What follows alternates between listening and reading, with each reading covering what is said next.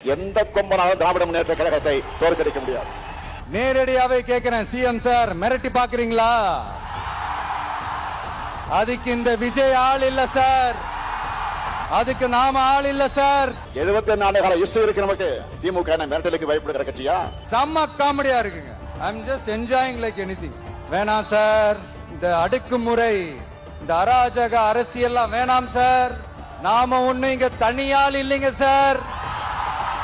எல்லா கட்சிகளுமே திமுகவை அழிப்போம் ஒழிப்போம் சொன்னாங்க. ஏன் இப்பவும் சில பேர் பேசிக்கிட்டு இருக்காங்களே, இப்பவும் திமுகவுக்கு நாங்க தான் மாற்றணும் பேசுறாங்க. இந்த பூச்சாண்டி வேலையெல்லாம் காட்டுறதை விட்டுட்டு தில்லா கெத்தா நேர்மையா எலெக்ஷனை சந்திக்க வாங்க சார், பாத்துடலாம் சார். இதனாலதான் நம்ம திராவிட மாடல் அரசை பார்த்தா சிலருக்கு வயிறு எரியுது. வாய்க்கு வந்த அவதூறுகளை எல்லாம் அள்ளி வீசுறாங்க. அவங்களுடைய கண்ணீர் ஆட்டுக்காக ஓனாய் வடிக்கிற கண்ணீர். மாற்றம் என்று சொன்ன எல்லாரும் மாறினாங்க, மறைஞ்சு போனாங்க. ஆனா திமுக மட்டும் மாறல. தமிழ்நாட்டு மக்கள் மனசுல இருந்து என்றைக்கும் மறையல. இந்த வெற்றி பயணம் தமிழ்நாட்டு மக்கள் ஆதரவோடு 2026 நிச்சயம் தொடரும். கொள்கைய சும்மா பேருக்கு மட்டும் வச்சுக்கிட்டு குடும்பத்தை வச்சு கொள்ளையடிக்கிற உங்களுக்கே இவ்வளவு இருந்தா, சொந்தமா உழைச்சி சம்பாதிச்ச எனக்கு எவ்வளவு இருக்கும்? மறுபடியும் சொல்றேன், 2026 ரெண்டு பேருக்கு நடுவுல தான் போட்டியே.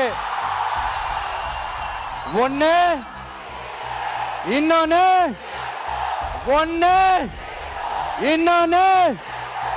கொள்கைய பேருக்கு மட்டும் வச்சுக்கிட்டு குடும்பத்தை வச்சு தமிழ்நாட்டை கொள்ளையடிக்கிற நீங்களா, இல்ல தமிழ்நாட்டில் இருக்கிற ஒவ்வொரு வீட்டுக்குள்ளேயும் ஒருத்தனா இருக்கிற நானா, இந்த விஜயா? பார்த்தலாம் சார். இப்படி நமக்கு தடையா போடுறாங்களே, இந்த திமுக அரசு மறுபடியும் ஆட்சிக்கு வரணுமா? உங்க நல்லதுக்காக உங்க டிவிக்கு ஆட்சி அமையணுமா?